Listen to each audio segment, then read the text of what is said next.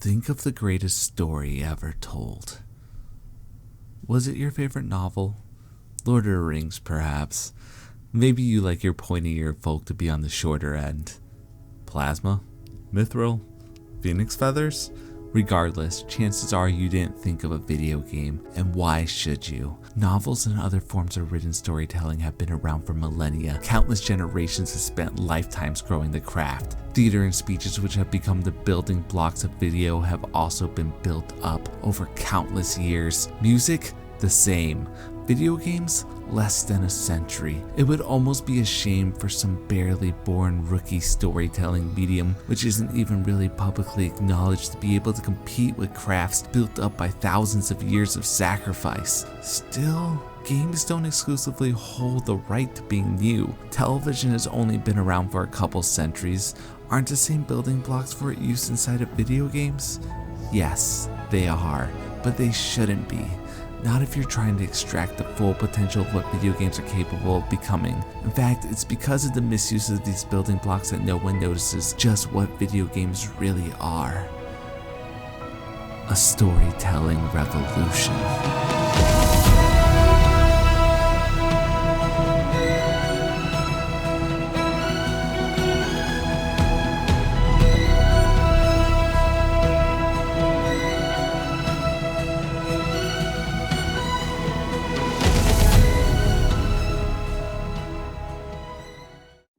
Before we go and start tossing the British tea off the boats, why even need a revolution in the first place? Well, it's time for a divisive opinion. Ready?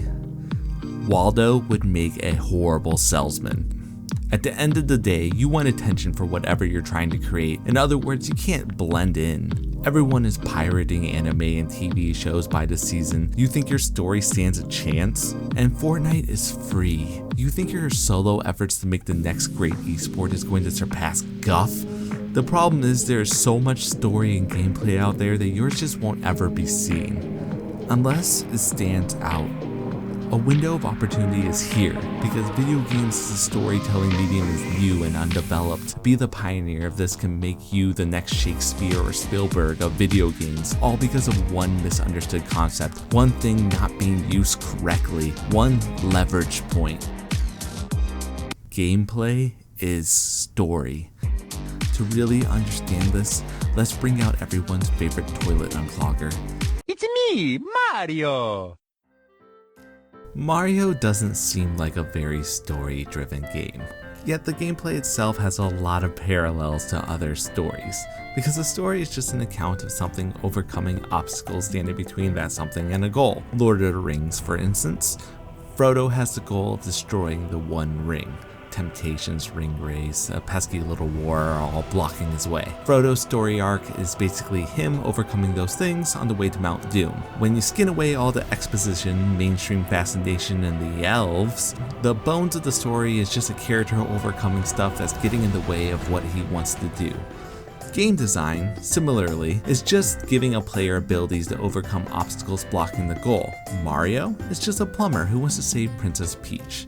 Bowser and his meandering hordes stand in the way. The game/story is just Mario overcoming the enemies with a mixture of questionable foliage and some really surprising jumping power. Does not fit his image. The crazy part of all of this, other than Mario's borderline Woodstock taste, is that there are minimal storytelling devices to give us context of what's going on.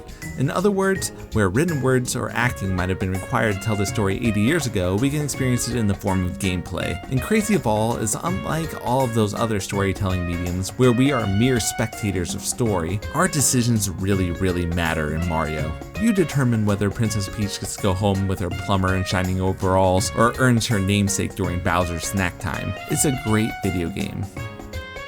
It's too bad it's not a great story. As every effort to Hollywoodify the experience has proven, there's nothing special about the core story. Yet by turning it into a video game, it goes from a subpar stereotypical night-saving princess parody into an exceptional experience. By giving the audience an actual stake in the story, it goes from voyeuristic pleasure to something new, something personal, something with so much more potential.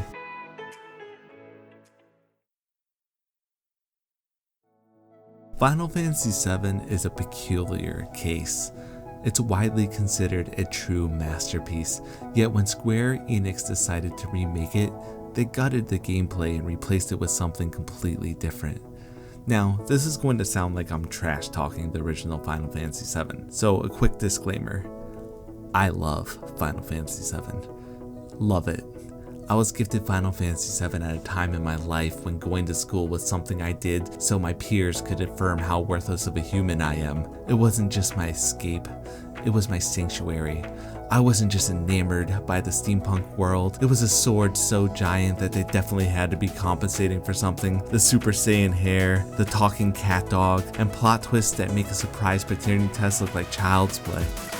Man, what a story. Too bad the gameplay sucked. I didn't enjoy the combat system at all.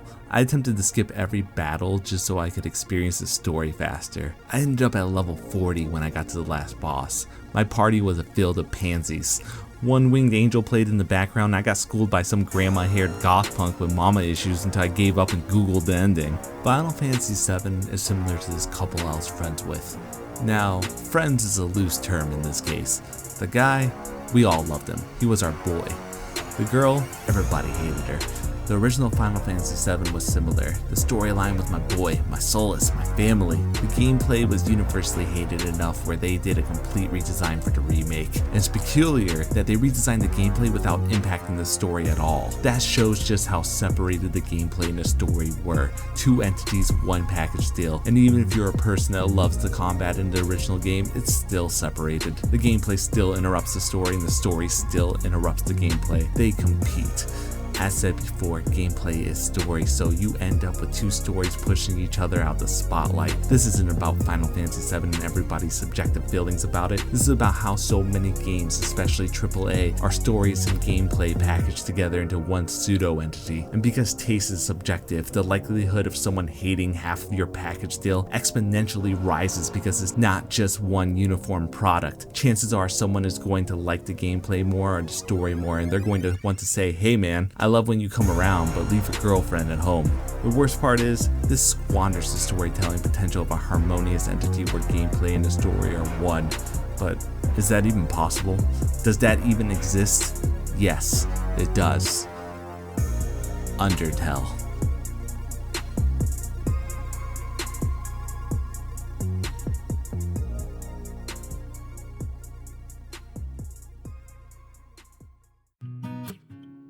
The story of Undertale. You're a human that fell into the underground, a kingdom where monsters have been banished. Your goal is to leave through the human-made barrier imprisoning everyone there, but blocking your path are many monsters. You have a choice. Fight or mercy, kill them or spare them. Despite looking like and being called monsters, the fundamental difference between these beings and us is barely more than skin deep. They lack determination. In fact, many of us less passionate humans will find ourselves relating to them. Contrasting that is you, the player. Regardless of your goal, regardless of the ending you want, you have to muster up the determination to make it happen. You choose mercy? Bullet hell. You choose to fight? Bullet hell. You will die and have to push through again and again, painstakingly getting better until your determination wins out. All the while, monsters will talk with you about determination. You'll see what a lack of it will do, how Sans doesn't get involved, how Toriel couldn't hold you to the ruins, how Asgore sits in fear hoping no human ever comes down there so he doesn't have to hurt anyone to give his citizens hope. The story gives you choices which test your determination, which brings you more story, and on it goes until you get the ending you want to see. A synergy of gameplay and narration harmonizing to one story just filled to the brim with heart. Because it gives you all the choices, it becomes your story, your friends, your ending. It becomes magic.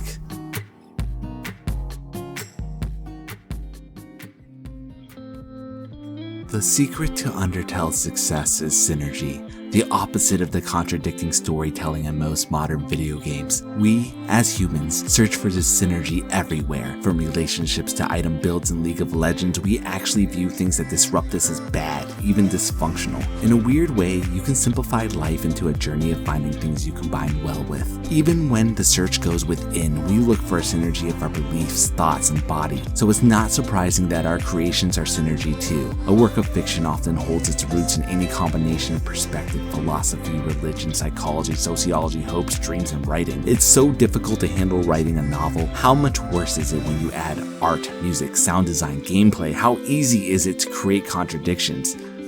Yet, it's in the searching of those elusive synergies that color and noise become art. In this fractured world where we complacently float through a sea of our fragmented lives, the sheer magnitude of those broken pieces can make everything feel so meaningless. But there are those who attempt to puzzle everything together. Beyond words, beyond images, beyond thought, they lovingly gather the chaos into harmony, a transcendent art form that idealistically superimposes itself upon reality. For a moment, it's as if that sea is a dream, as if life isn't an accident, as if these moments sequence with purpose.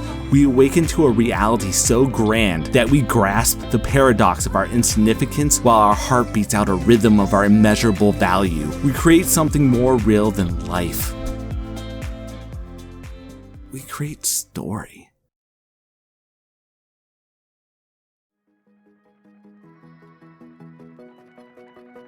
Thanks so much for spending this time with me. The idea that you spent some of your life watching something that I poured some of my life into makes me ridiculously happy. Like if you like, or don't. Choice is a beautiful thing. No matter what, I hope that you get the ending that you want. Stay determined, friends.